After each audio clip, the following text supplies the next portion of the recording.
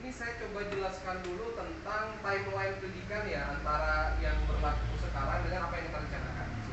Kalau timeline pendidikan yang berlaku sekarang itu kan dia ada TK, SD, SMP, SMA, S1, S2 misalnya. Nah, kalau standar pemerintah hari ini kan untuk masuk SD itu wajib 7 tahun. Itu yang saya tahu ya, wajib 7 tahun. Nah, biasanya sebelum 7 tahun itu TK ya. PAUD, ada yang ya, setahun, PAUD. ada yang 2 tahun gitu kan, TK atau PAUD gitu ya. PAUD, Nah, kurang TK. lebih begini, kalau kita dari 5 tahun masuk SD 7 tahun, maka 7 tambah 6 itu lulus SD berapa? 13 ya? 13. Lalu kemudian SMP 16, SMA 11. Jadi dengan sistem sekarang tuh paling cepat lulus SMA 19 tahun. Paling cepat. Nah, kita S1 paling cepat juga berapa? 23 tahun. S2-nya 25 tahun. Nah, kira-kira begini gitu ya. Nah, kalau yang saya pelajari dari para ahli tarikh gitu kan, ahli sirah kayak gitu kan, bahwa pola yang ada dulu di generasi-generasi awal Islam tuh mereka tuh cuma dua jenjang saja begitu. Jenjang yang namanya kutab, satu namanya madrasah gitu ya. Dua jenjang saja. Jadi kutab itu kurang lebih 5 sampai 12. 12 itu tapi hijriah ya. Hijriah. Jadi kalau hijriah itu kan ada perbedaan berapa hari itu dengan Masehi gitu kan. Makanya kalau saya konferensi ke Masehi itu sekitar 11. Kayak contoh gini, misalnya Nabi, kita sering dengar Nabi wafat usia berapa? 63. Itu 63 itu adalah sebenarnya tahun Hijriah, tahun Masehinya sebenarnya usia Nabi itu sekitar 60 kurang. Begitu. Jadi sebenarnya lebih cepat lagi. Siapa yang udah 60? Begitu kan. Nah, jadi saya coba ambil mungkin patokannya di sini di sekitar angka 11 tahun ya. Nah, jadi di sana tuh itu pendidikan untuk sebelah tersebut 5 sampai 11 tahun. Lalu kemudian ada pendidikan madrasah itu sampai kira-kira usia balik atau bahkan sebelum usia balik begitu. Nah, balik itu berapa tadi? Jadi saya harus jelaskan. Balik itu memang ada perbedaan ya. Kalau mazhab Syafi'i itu 15, paling lama 15. Mazhab yang lain saya dengar ada yang di atas itu ada yang 16, 17. Anggaplah kita ambil di atas segini lah ya. 16, 17 tahun. Nah, target kita bagaimana mayoritas daripada populasi pemuda itu 16 berkiprah di sini. Sudah hadir di masyarakat, sudah berproduksi ya, sudah punya satu tanggung jawab dalam kehidupan, sudah mandiri, itu di usia segini. Ini target kita. Begitu kan. Dan ini adalah saya bilang ini bukan satu hal yang baru, sebenarnya ribuan tahun gitu ya. Jadi mungkin sempat disinggung sama Sudaya. Jadi ini sudah kritik bukan cuma dari Islam, dari Barat pun mengkritik konsep namanya remaja gitu ya. Remaja. Jadi remaja ini konsep yang tidak pernah ada sepanjang sejarah manusia sampai datangnya sekolah gitu. Jadi sekolah itu sendiri, sekolah formal munculnya itu pasca revolusi industri. Jadi untuk menyediakan angkatan kerja untuk pabrik-pabrik tahun 1800-an dibuatlah sekolah. Makanya kenapa sekolah itu terasa kering? Terasa nggak sekolah umum itu kering gitu kan? Minim penanaman misalnya kepemimpinan, minim kreativitas ya, inisiatif, terkenal agama karena memang kebutuhannya dulu sangat dangkal gitu ya. Hanya untuk mengisi para pekerja operator di pabrik, hanya itu dulu. Gitu. Yang dibutuhkan itu bukan orang yang misalnya wah soleh, enggak, kita nggak butuh itu mereka. Orang yang kreatif enggak, mereka cuma butuh obey to the rule gitu kan. Jadi aturan yang ada udah ikutin aja gitu kan. Nah, kira-kira lahirnya sekolah itu sejarahnya seperti itu dulu gitu. Makanya sangat dangkal, sekolah itu sangat dangkal konsepnya gitu. Gitu. Dan itu sudah berjalan 150 tahun dan menurut saya nyaris nggak ada perubahannya berarti.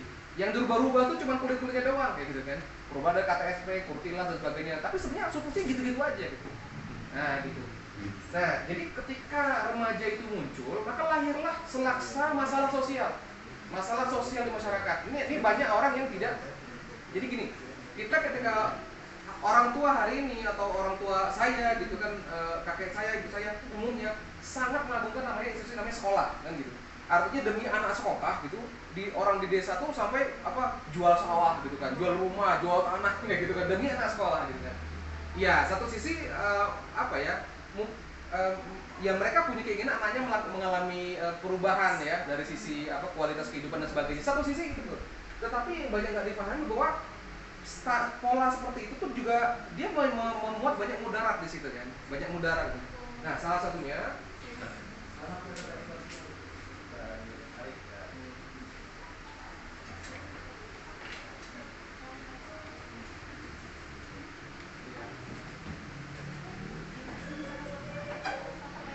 antara masalah yang lahir daripada kemudian lahir remaja, masa remaja itu adalah begini.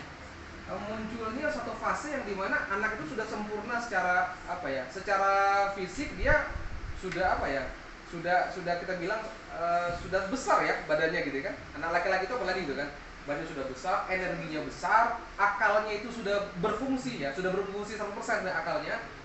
Lalu kemudian secara biologis juga bisa bereproduksi sebenarnya mereka. Lalu kemudian syariat itu sudah jatuh ke mereka seluruhnya gitu ya.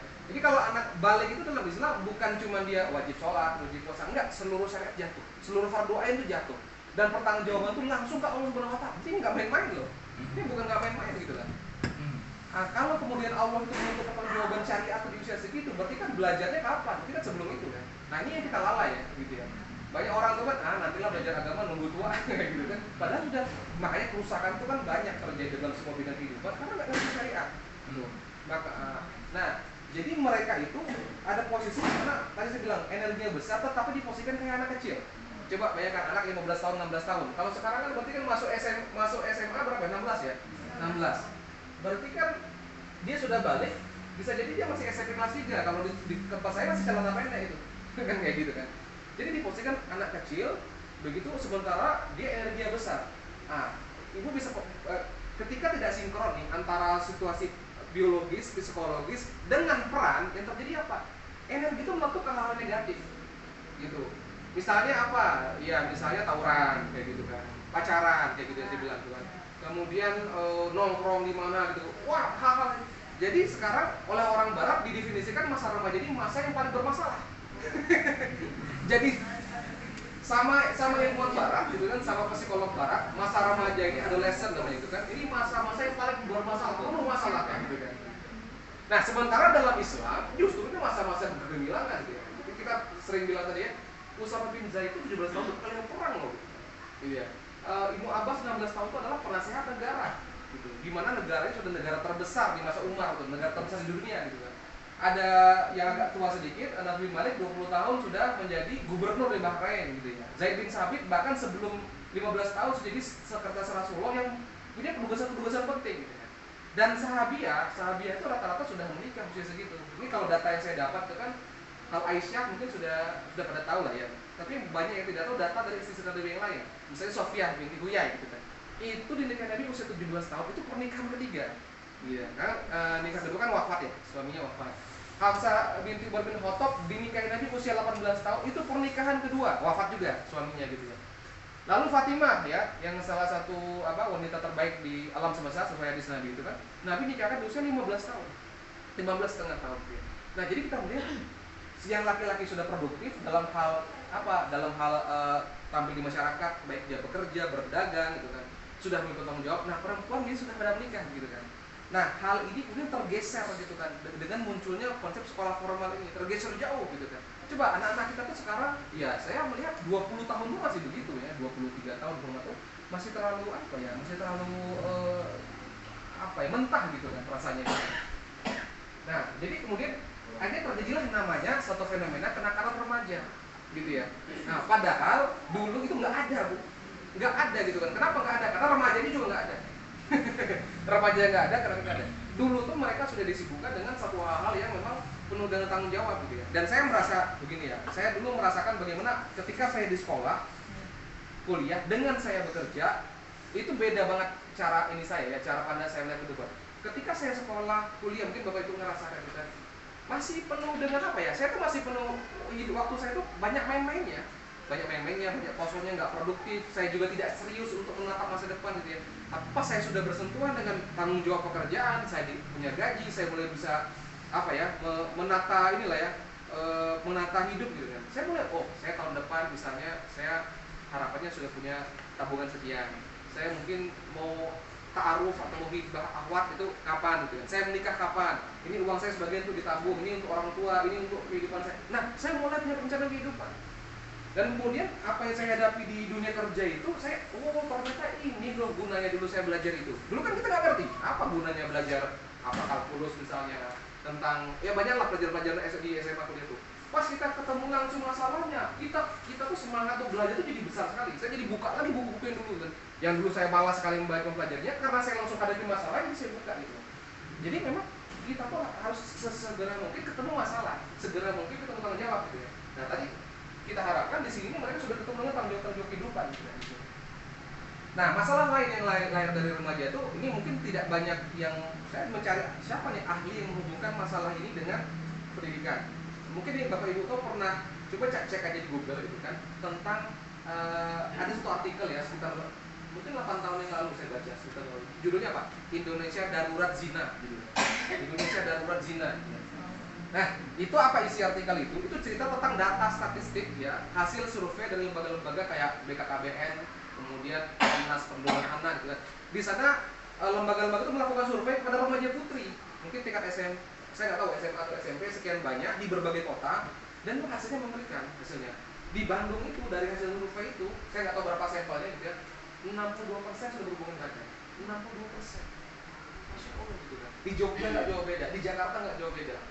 Dan itu saya apa ya tersentak lah gitu ya. Kok sama mereka gitu. Dan ini rasanya sepanjang sejarah umat Islam belum pernah ya kita sebagai belajar sejarah nggak pernah terjadi fenomena kayak gini. Nah, kenapa bisa terjadi kayak gitu? Faktornya banyak. Faktor masuknya budaya dari Barat, ya mungkin film-film Hollywood segala banyak. Tetapi yang banyak orang tidak pernah menghubungkan adalah faktor adanya sekolah. Sekolah tuh punya kontribusi besar terjadi itu. Kenapa begini? Jadi gini, dulu saya bilang sebelum ada sekolah di mana ya, di baik itu di Islam, mau di India, di Eropa, di mana termasuk Indonesia gitu ya. Perempuan tuh biasanya perempuan ya menikah tuh di usia belasan tahun. Ya, saya punya tetangga ada beliau apa begitu nenek dulu nikah usia berapa nek? 12 tahun katanya. Kayak gitu kan 12 tahun.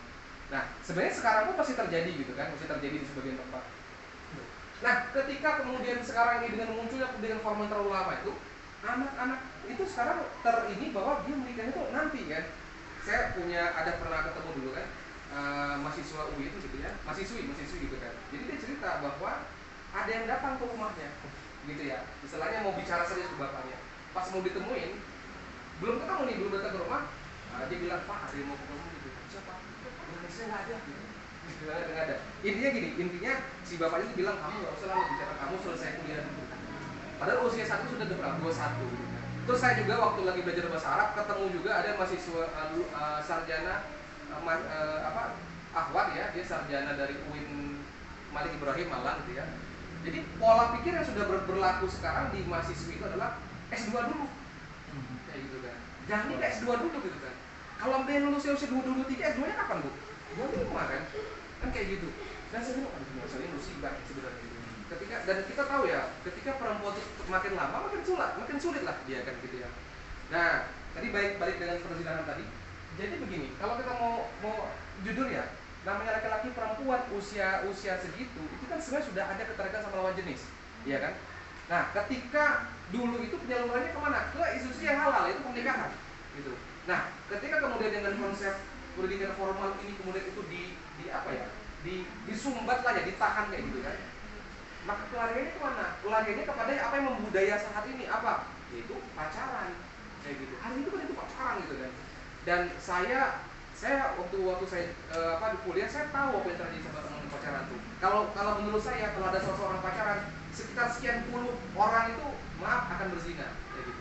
Itu yang terjadi hari ini gitu kan. Nah, jadi ini ada hubungan yang kuat terjadinya ledakan di pacaran, ledakan di perzinahan dengan terlalu lamanya proses pendidikan tadi. Ada hubungan yang kuat di sana. Nah, makanya kalau ketika kita bisa kemudian mempercepat ini, banyak hal yang bisa kita perbaiki. Kita bisa menghilangkan dari kalangan remaja. Kita bisa mungkin menekan besar-besaran angka terjadinya perzinahan dan sebagainya. Kita bisa mempercepat pernikahan dan memperbanyak juga rata-rata keturunan gitu. Jadi kan sekarang itu jumlah keturunan itu kan makin lama sedikit. Sekarang juga usia nikah perempuan itu kan ada menopause ya. Jadi kalau dia menikahnya terlalu lama, maka masa subuhnya kan jadi pendek gitu kan. Nah, maka kesempatan untuk melahirkan anak itu kan juga semakin sedikit gitu kan. Nah, begitu. Dan kalau kita bicara sunnah ya, Nabi itu kan nikahilah wanita yang walud gitu kan. Walud apa? Subur gitu ya. Karena memang Nabi itu ingin umatnya banyak ya. Bukan cuma banyak tapi juga berkualitas ya. Berkualitas, soleh dan solehah gitu. Baik, nah jadi ini diantara kemudian, dan ini secara ekonomi ini juga dampaknya besar. Sekarang tuh APBN terbesar Indonesia tuh kemana Pak? Ke pendidikan kan, sekitar 20% dari APBN. Berarti sekitar mungkin 400 triliun, 500 triliun. Nah, bayangkan seandainya kualitas yang tadi dicapai di usia 23 tahun atau berapa bisa cepat-cepat, ini kan akan besar-besaran kan, akan besar-besaran, mungkin berapa puluh triliun atau mungkin 100 triliun atau berapa, itu akan terhematkan, bisa digunakan untuk hal-hal yang lain. Itu dari sisi negara, bebannya berkurang.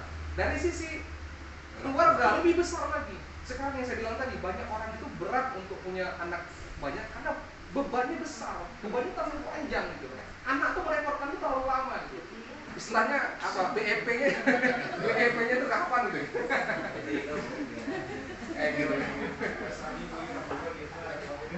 Iya. Nah, bayangkan ya kalau seandainya, kalau saya sebut berkata, kita berharap ini jadi tren pendidikan. Jadi ketika kemudian semakin banyak yang tersadarkan, ke depan itu para orang tua itu bisa teringankan, gitu ya, teringankan dalam bebannya, dan syukur-syukur anaknya ikut membantu. Gitu. Baik, mungkin kira-kira gambaran ininya ya. Nah, sekarang kita masuk ke tentang kurikulum, gitu ya. Nah, kurikulum yang kita berikan itu sebenarnya ada banyak ya, tapi mungkin saya ambil yang pokok 5 ini ya, yang pokok 5 ini gitu ya. Apa aja di sana? Ada tafsir gitu ya, tafsir Quran dan hadis. Yang kedua itu ada bahasa, khususnya ini bahasa Arab, bahasa Inggris. Tetapi kita memang ada rencana kalau proses ini bisa dari sini ya, kita menambah bahasa ketiga. Ya, bahasa ketiga yang relevan dengan kebutuhannya. Tadi misalnya kalau dia ternyata senang sama engineering gitu kan, teknologi. Nah, itu kan Jerman itu termasuk unggul. Nah, kita bisa buat karantina bahasa Jerman 3 bulan. Misalnya gitu kan. Karena Jerman itu kan kuliahnya kan gratis. Kayak gitu ya. Mereka cuma minta bahasa aja, kuliah gratis di situ kan. Jadi bahasa ya, bahasa itu komunikasi. Komunikasinya apa? Tadi public speaking ya. Kalau menurut kita ya public speaking itu perlu sekali, sama kemudian penulisan ya. Ya, hari ini yang menguasai narasi itu yang bisa bicara dan bisa menuliskan gagasannya gitu. Orang yang bisa bicara, orang yang bisa menulis, mereka yang menguasai narasi gitu kan. Mereka yang menguasai wacana, mereka yang mengarahkan masyarakat itu kemana, umat itu kemana gitu. Jadi ini penting menurut kita. Yang ketiga yaitu ilmu syariah gitu ya. Jadi di sana ada, saya bilang tadi, ada akidah, fikih, hadis, adab, sirah ya. Kemudian akhlak dan sebagainya. Ini di sini. Nah, gitu. Lalu kemudian ini adalah bisnis gitu ya. Dan menurut kita ini bisnis sebenarnya, bisnis ini dia atau ini sebuah mental ya, sebuah mindset gitu ya. Tidak mesti orang itu dia punya bisnis sendiri. Artinya karyawan dalam perusahaan itu bisa punya jiwa entrepreneur gitu. Ketika dia kreatif, inovatif, dia bisa kemudian membuat terobosan-terobosan dalam perusahaan, sebenarnya dia sudah memiliki jiwa entrepreneur gitu kan. Nah, jadi yang kita ingin cetak itu adalah orang-orang entrepreneur, baik dia nanti di dalam perusahaan atau dia buat perusahaan sendiri kayak beliau ini ya, kayak Pak Haji Us ini gitu kan. Gitu ya. Lalu kemudian sains teknologi. Nah, sains teknologi ini sebenarnya dia cabangnya sangat banyak. Dia ada, mungkin ada teknologi kan luas ya, ada teknologi pertanian misalnya, teknologi peternakan, IT, arsitektur, robotika dan sebagainya, sangat luas dia gitu ya. Nah, kita pengennya nanti tersedia lengkap ya Pak ya, kayak ITB lah. Kayak ITB, kalau Bapak Ibu ke ITB datang gitu kan, gedung-gedung banyak itu kan, ini jurusan sipil, ini jurusan astronomi, ini teknik industri gitu kan. Ini kemudian desain, ini teknik kimia kayak gitu kan. Kita tuh berharap nanti itu bisa seperti itu. Tapi itu kan butuh proses, kan panjang gitu kan. Nah, yang kalau saya sih coba proyeksikan yang terdekat mungkin IT dulu. Karena IT ini dia penggunaannya luas dan untuk membuatnya tidak terlalu sulit. Kita cuma perlu perangkat laptop sama guru-guru pembimbing begitu. Termasuk di IT itu biasanya IT dan multimedia ya, ada desain grafis, video editing, kemudian coding ya, kemudian robotika ya, sama digital marketing. Nah, kurang lebih ini yang mau kita berikan gitu ya, seperti itu. Selama nanti ada karantinanya khusus itu untuk pembelajaran IT dan multimedia. Gitu. Nah, kira-kira begini, sebenarnya ada yang lain ya. Kita sedang buat sebenarnya kurikulum self development. Sebenarnya adalah kurikulum pengembangan diri. Jadi anak tuh sadar persis dia sedang mengembangkan dirinya. Jadi misalnya begini, dia punya, kita ajarkan tentang tujuan hidup muslim itu apa, gitu kan? Konteks hidupnya sebagai manusia, sebagai hamba Allah, sebenarnya ngapain di sini gitu kan di dunia. Yang kedua tuh nanti dia buat daftar mimpi. Karena ada banyak riset yang menyatakan orang yang menuliskan mimpinya dengan yang tidak lain pencapaiannya, gitu kan. Jadi ada riset puluhan tahun dulu dia tuliskan mimpinya, ada satu grup yang ini nggak menuliskan, yang ini mencapai mayoritas mimpi-mimpinya, begitu. Jadi kalau orang menuliskan itu dia akan apa ya? Akan lebih tertanam gitu di kepalanya. Nah, terus misalnya tentang habit, jadi dia menyadari banget, oh saya ini harus, kan habit itu tidak, misalnya contoh gini, ada hadis tentang sedekah gitu kan, kita tahu tentang keutamaan sedekah misalnya, tapi kan nggak otomatis jadi habit kita kan, perlu proses pembiasaan sampai dia menjadi melekat dalam diri kita. Atau hadis tentang apa, tersenyum gitu ya, itu nggak otomatis. Nah kita pengen nanti santri itu dia bisa membuat target habitnya gitu ya. Jadi misalnya dalam 2 bulan 3 bulan ini apa habit yang ingin dia kuasai, baik habit dalam pengaturan rumah tangga misalnya gitu kan, dalam kebersihan, habit dalam mungkin ibadah sunnah gitu kan, habit dalam misalnya interaksi gitu kan. Nah dia targetkan gitu dan nanti dia pantau gitu.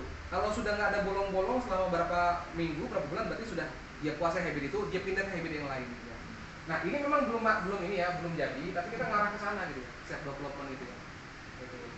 Nah, ada juga nanti kita mungkin buat kurikulum dakwah nih Ustaz ya. Kurikulum dakwah itu artinya ilmu itu nggak cuma sekedar belajar di kelas, tapi dia diterjunkan ya ke lapangan kan. Jadi misalnya diutus dia untuk ngajar anak-anak TPA, atau dia ngisi apa khutbah Jumat gitu ya. Imam, atau dia sama, kalau nanti dia berjenjang ya, ada kelas 1, kelas 2, kelas 3. Yang kelas 3 ngebinain kelas 1 buat misalnya mentoring gitu kan. Jadi memang dakwah itu dengan praktek gitu kan. Gimana menjadi dai itu ada prakteknya gitu kan. Begitu. Nah ini kita ada ini khusus, ini yang sedang kita ini kan, ini akselerasi akademis. Jadi begini, sebenarnya yang saya bilang tadi, pelajaran-pelajaran SMP SMA sekarang, misalnya ada matematika, kimia, fisika, biologi, tidak semua sebenarnya punya relevansi yang kuat. Kalau matematika tuh relevansi itu hanya sampai aljabar dasar saja, tambah, kurang, kali, bagi, pecahan, desimal, itu pasti kepakai dalam kehidupan.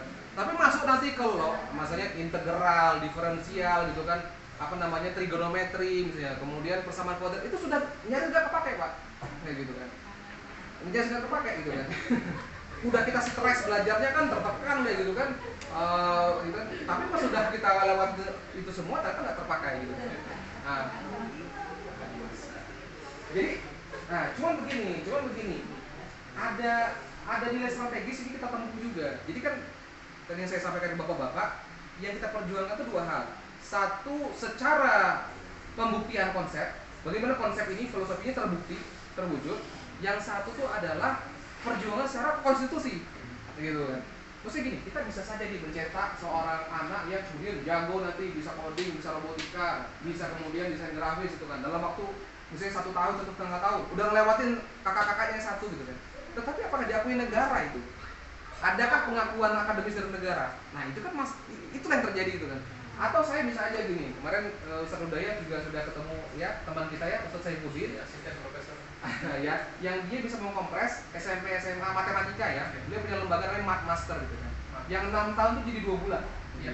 Dan beliau sudah banyak ngirim orang olimpiade kemana-mana gitu kan.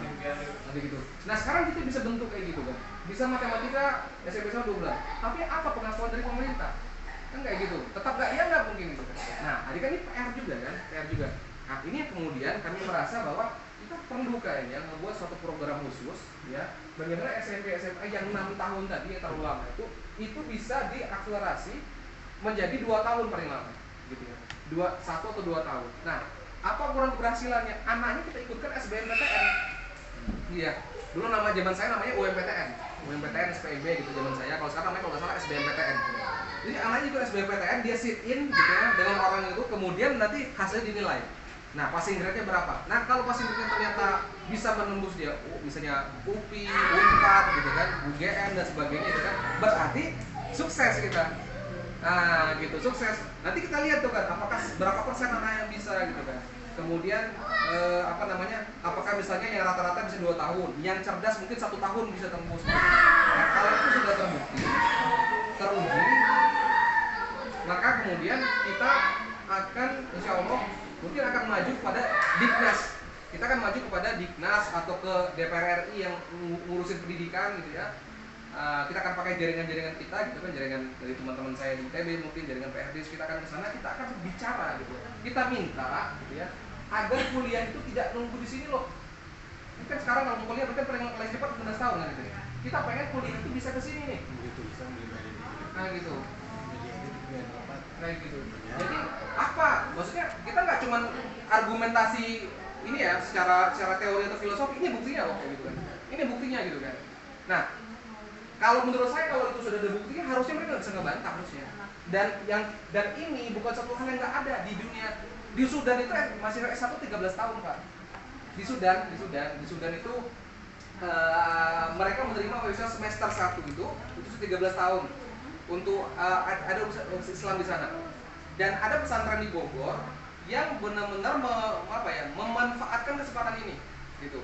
Jadi mereka punya program akselerasi gimana 13 tahun, kan saran cuma 2 itu mereka. Satu hafal Quran, yang kedua bisa bahasa Arab. Jadi ada pesantren di Bogor yang dia menyiapkan santrinya 13 tahun sudah hafal Quran. Kemudian bisa bahasa Arab. Dan alhamdulillah mereka diterima di situ dan sudah sekian angkatan diberangkatkan gitu. Di usia 13 tahun. Lalu kemudian di Madinah itu saya juga waktu membaca yang minim, kalau nggak salah program jarak jauhnya S1 Medina itu juga 13 tahun minimal. Kalau di Amerika lebih cepat, 10 tahun, 11 tahun per orang bisa kuliah dengan catatan dia lewat tadi tembus tes awalnya itu. Misalnya dia masuk jurusan arsitektur, maka requirement untuk arsitektur apa dia tembus, maka sudah bisa dia kuliah begitu. Nah kita tuh akhirnya itu dipercepat Pak, gitu ya. Jadi ya S1 mulai semester 1 bisa 19 tahun bisa kesini nih 13 tahun 12 tahun, sehingga anak-anak kita yang tadi yang kita bilang ini bukan cuma secara kompetensinya, tapi ada pengakuan juga gitu kan, seperti itu, ada pengakuan juga. Sebenarnya Ustaz Hidayat kalau selesai S1, S2 itu kan hari ini cukup setahun, kan kayak gitu ya. Karena di berbagai negara tuh banyak S2 tuh di Inggris di mana setahun dan dia diefektifkan. Saya kuliah di UIN itu cuma 2 hari, Senin Selasa, Rabu Kamis Jumat Sabtu Minggu itu kosong gitu kan. Itu 2 tahun kan. Nah seandainya kita masuk tiap hari ini kayak gitu, itu kan ya paling lama 1 tahun jadi sebenarnya. Jadi sebenarnya kita bisa nih kalau mau ya serius, kita bisa punya anak kita usia 16 tahun S1, 17 tahunnya S2. Ini bisa sebenarnya kalau kita mau. Seperti itu. Nah, coba bayangkan kalau Bapak Ibu punya anak gitu ya. Anak perempuan lah misalnya kayak gitu kan. Usia 16-17 tahun sudah hafal Quran atau minimal sekali Al-Quran, sudah bisa bahasa Arab, sudah bisa bahasa Inggris, sudah punya mungkin pengetahuan ilmu syar'i yang minimal menengah lah, mutawasit gitu kan. Nah, sudah ngerti dia fardu ain, apa hak dan kewajiban dia gitu sebagai hamba Allah, sebagai seorang wanita, sebagai seorang istri nantinya.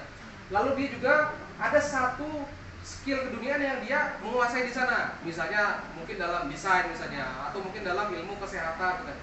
Dan dia sudah sarjana, bisa segini 16 tahun, 17 tahun, kira-kira mau ngapain? Kalau saya punya anak, saya disuruh nikah. Kalau saya gitu kan, udah kamu ngapain lagi istilahnya apa? Kamu sudah punya ini, ya silakan kalau mau bekerja. Tapi kan konsep bekerja dalam Islam itu perempuan bekerja tetap harus paham kewajiban utamanya kan kayak gitu. Tujuan utamanya sebagai istri apa gitu. Nggak apa-apa bekerja selama kemudian tanggung jawab lain itu tetap ini, silakan misalnya bekerja gitu kan. Nah, jadi kita nggak perlu nunggu terlalu lama. Anak laki-laki kita mudah-mudahan ya sudah punya ini, dia mungkin sudah bisa merencanakan pernikahan di usia berapa, 18, 19, 20 gitu. Sehingga kemudian produktivitas nasional itu juga meningkat ya. Barat ini punya konsep yang aneh gitu ya.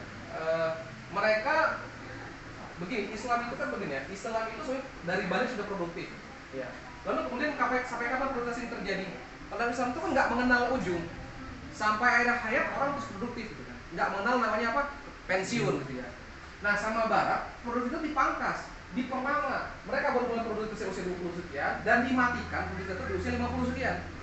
Misalnya 55, misalnya 56, 57 kayak gitu kan. Di bawah satu konsep namanya pensiun. Jadi orang itu produktif di waktu yang sangat dibatasi gitu kan. Sisinya ini tidak jelas menjadi beban dan setelah usia pensiun juga jadi beban begitu kan. Jadi beban. Dan ini kan sebenarnya apa ya? Saya sering bilang gitu kan. Orang sekarang 55 pensiun. Nabi itu usia 55 baru mulai pimpin perang Badar itu udah usia 55.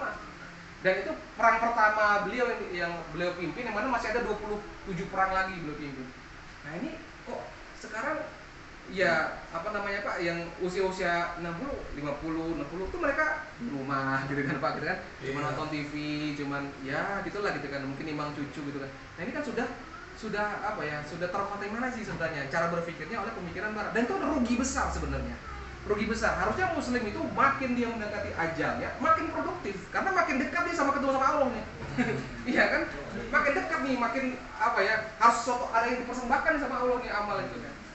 Nah, dan salah satu juga saya lihat begini, orang itu kenapa dia nggak produktif, karena ilmu-ilmu yang dia punya itu nggak relevan. Maksudnya gini, dulu dia SD, SMP, SMA, kuliah, kemudian kerja di perusahaan, di BUMN, jadi mungkin general manager gitu kan. Nah, ilmu-ilmunya ilmu manajemen. Ketika dia pensiun, ilmu-ilmu itu tidak ada gunanya terhadap masyarakat. Ya, artinya ilmu itu berguna dalam konteks korporat, gitu kan. Ketika dia keluar dari korporat, dia terjun ke masyarakat terus pensiun, itu nggak ada nilai, gitu kan. Kan nggak mungkin dia ngajarin ilmu korporat yang terlalu jauh kepada masyarakat sekitar. Tapi bayangkan gini, kalau beliau itu adalah apa ya?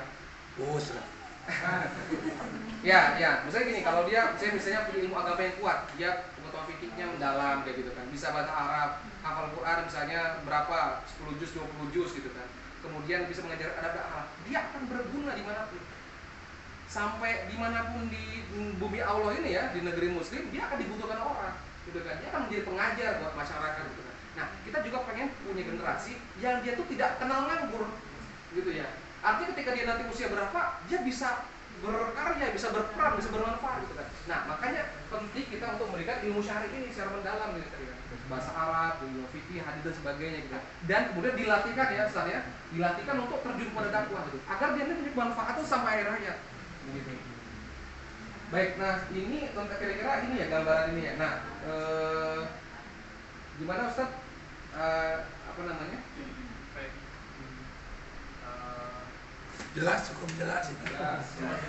Ada gambaran yang jelas. Sekarang nunggu bentar lagi datang ya. Jadi pada intinya kita ingin kembali, kalau bahasa beliau, tarbiyah Rasul. Jadi anak sudah 16 tahun ke atas itu sudah balik begitu ya. Jadi kita nggak mau udah 20 tahun masih anak-anak. Nggak mau, nanti kalau itu udah besar ya gitu. Yang kita berikan begitu. Kita bukan ingin memaksakan konsep, bukan. Justru konsep tarbiyah Rasul itu balik itu memang usia itu.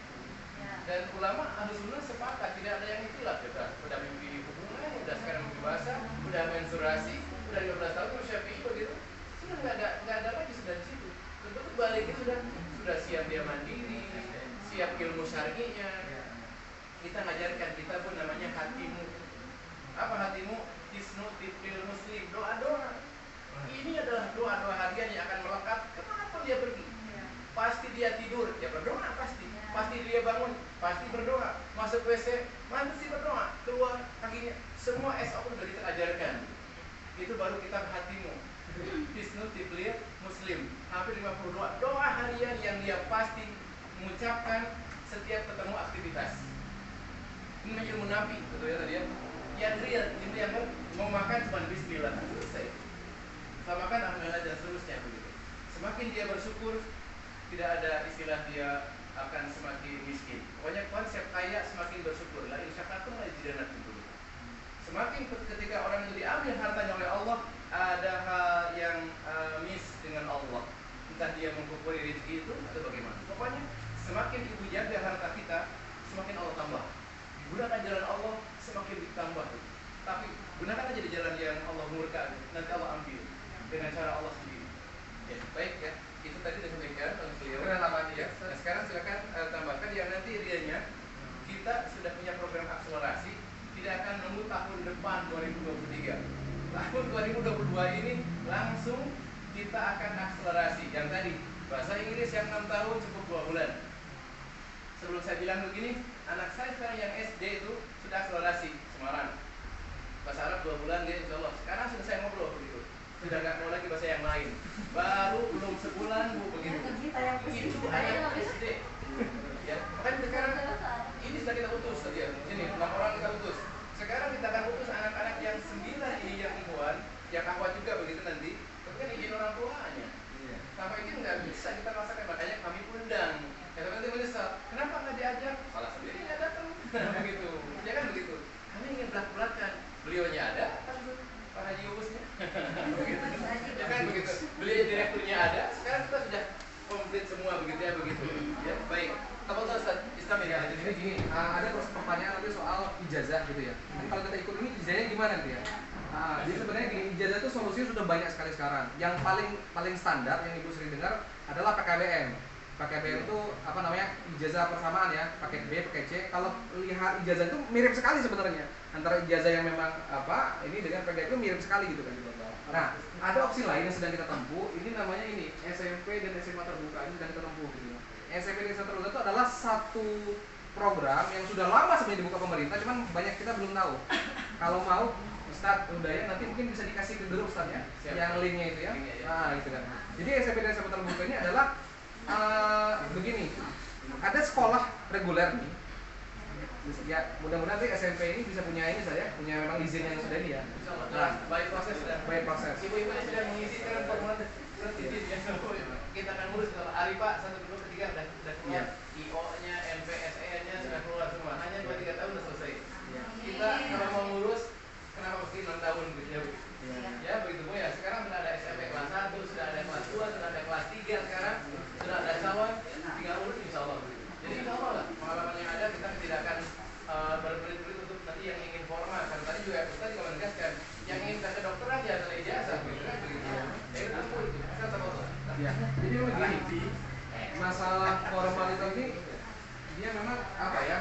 Dia memang sebetulnya jadi sebuah wacana tersendiri ya. Jadi memang ada beberapa orang tua yang memang mungkin punya dilema tersendiri. Udah saya nggak perlu mau ijazah apa atau anak saya itu. Yang penting ilmu gitu kan.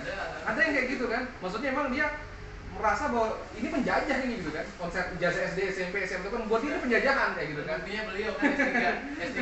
Kuliah kayak gitu kan. Nah, jadi memang beliau cenderung udah anak saya yang penting ilmu, soleh, berilmu, kompeten, bisa menjawab masalah-masalah yang dihadapi gitu kan. Nah, ada yang seperti itu, gitu ya. Yang itu ya lebih mudah kalau itu nggak perlu ini. Nah, tapi ada juga orang tua yang dia pengen tetap ada ijazah formal. Ya karena apa ya? Ya hari ini gimana pun apa ya, kita masih menghadapi itu ya. Mau masuk universitas, ya ijazahnya mana? Mau jadi dokter gitu kan? Mau jadi apa namanya tentara gitu kan, polisi masih diminta itu kan, mau kuliah ke Universitas Islam Madinah misalnya gitu kan, atau ke Al-Azhar Mesir diminta kan ijazah SMA gitu kan. Nah artinya memang itu masih dominan gitu ya, masih dominan hadir gitu kan dalam konteks untuk melanjutkan ke jenjang yang lebih tinggi gitu kan. Nah ini kan kita harus punya solusinya juga ya, solusinya juga. Nah itu solusi itu ada beberapa sebenarnya, setengahnya itu ada 2 gitu ya. Nah yang pertama ya tadi mungkin yang satu tadi saya sudah jelaskan tentang PKBM. Nah kalau PKBM ini sebenarnya kita sudah punya ya Pak Dani itu kan dia punya PKBM. Jadi sebenarnya itu dari sisi itu sebenarnya sudah aman. Tetapi kita coba yang lebih ini lagi adalah SMP dan SMP terbuka. Jadi SMP terbuka itu dia ada SMP reguler ya. Dia diperbolehkan membuka program namanya SMP terbuka. Jadi dia harus ada SMP induk dulu, SMP regulernya gitu kan. Misalnya SMP reguler JNI gitu kan. Dia dibolehkan membuka SMP terbuka, di mana perbedaannya apa? SMP terbuka ini dia leluasa ngatur kurikulumnya, tetapi harus ada pelajaran umum itu seminggu sekali, kayak gitu. Jadi pelajaran yang memang dari Diknas itu, nah itu harus ada sekian jam yang itu bisa dilakukan di akhir minggu, gitu kan? Misalnya hari Sabtu, gitu kan? Atau setengah hari di hari Sabtu, gitu kan? Nah selama ya sekian tahun itu, nanti ketika ujian ya mereka ujian sama, gitu kan? Dan kemudian ketika kalau ijazahnya sama persis. Jadi ijazah yang keluar daripada SMP terbuka ini dengan SMP terbuka ijazahnya sama gitu. Nah ini mungkin ini yang akan kita tempuh, salah satu yang akan kita tempuh. Nah, tapi masanya sama-sama SMP 3 tahun, SMA 3 tahun gitu ya. Oke, nah yang lebih ini lagi, lebih advance lagi itu adalah SMP dan SMA akselerasi. Nah itu gimana? Akselerasi itu gini, sebenarnya saya juga nggak tahu berapa tahunnya akselerasi dihapuskan. Negeri itu nggak ada lagi akselerasi gitu ya, saya dengar gitu ya. Dihapuskan di mana-mana. Saya juga heran tuh kok malah jadi dipersulit gitu kan. Tetapi untuk sekolah swasta itu masih bisa. Jadi saya sempat ketemu sama guru dari SMA Al-Azhar gitu ya di Jakarta. Mereka itu mengajukan. Jadi ini pengajuan dari sekolah mereka sendiri gitu kan. Untuk mengadakan akselerasi. Jadi begini, yang diperpendek semesternya. Jumlah totalnya sama. Jadi kan kalau 3 tahun semester berapa? 12 ya. 12 semester. Dia tetap 12 semester, tapi 1 semester jadi 4 bulan. Jadi 1 tahun itu bukan 2 semester, tapi 3 semester gitu ya. 3 semester. Kalau 3 tahun 6 ya Pak ya? Iya. 2, 6 gitu kan. Mereka tetap 6, tapi 1 tahun 3 semester. Jadi 4 bulan, 4 bulan. Jadi 2 tahun selesai. Jadi mereka bisa mempercepat proses SMP SMA itu dari yang tadinya 6 tahun, jadi 4 tahun. 2 tambah 2 gitu kan. Nah, dan ini sudah berjalan. Artinya kalau kita mau pakai itu bisa aja gitu kan. Asal kita memang punya ini yang kuat ya. Bukti yang kuat atau menunjukkan bahwa kita mampu gitu kan.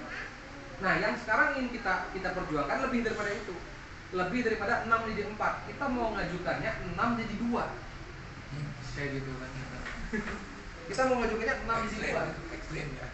ekstrim gitu kan. Tapi untuk agar kita terima kita harus buktiin dulu. Buktiin dulu. Kan gitu kan.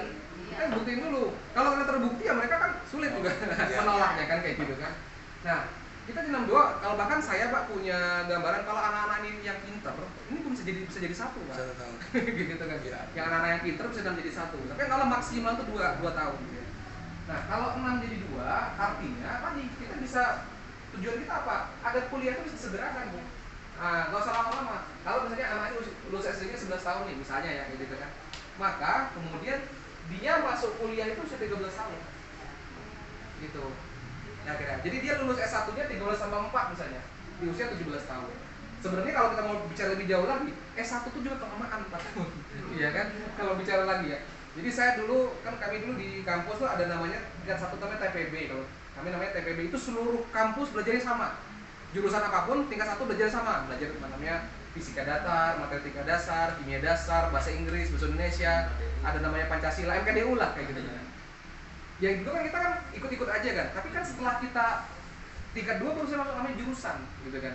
Baru saya ke jurusan saya sendiri, yang teknik fisika saya. Teman saya di arsitektur dia masuk ke jurusan arsitektur gitu kan. Nah, pas kita jurusan kita melihat relevansi itu minim sekali sebenarnya antara pelajaran jurusan dengan MKDU tadi. Seperti itu. Minim sekali sebenarnya. Mungkin yang nyambung sedikit lah. Mungkin matematika masih ada nyambungnya gitu. Tapi kayak kimia, biologi, lingkungan hidup gitu kan. Itu nggak perlu sebenarnya diwajibkan semua belajar itu kan.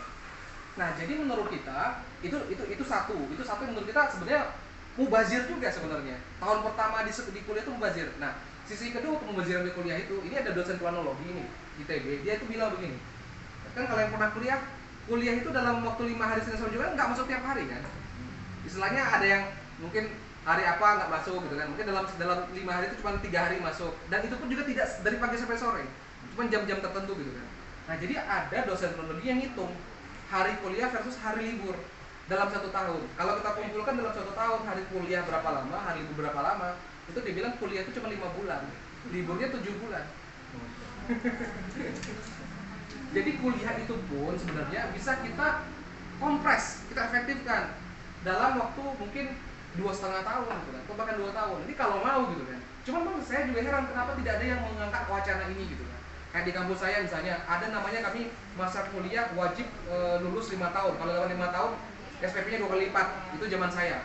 Di zaman di bawah saya itu sekarang 4 tahun. Kalau 4 tahun nggak lulus wajib 2 kali lipat. Sehingga pressure akademik itu tinggi sekali untuk anak-anak sekarang itu kan. Nah, ada yang nyeletuk tuh di grup kita. ITB itu sebenarnya kalau mau lulus cepat tuh gampang katanya gitu kan. Nggak usah tekanan telat. Udah hilangkan aja TPP.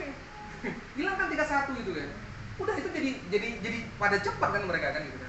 Nah, tapi itu kita heran tuh kayaknya struktur pendidikan yang SD 6 tahun, SMP 3 tahun, SMA 3 tahun, itu kayak agama, kayak wahyu. Kayak gitu kan. Tidak boleh diganggu-gugat gitu. Nah, sebenarnya kita tuh mengkritik itu kan. Tapi kenapa sih harus seperti itu kan gitu kan.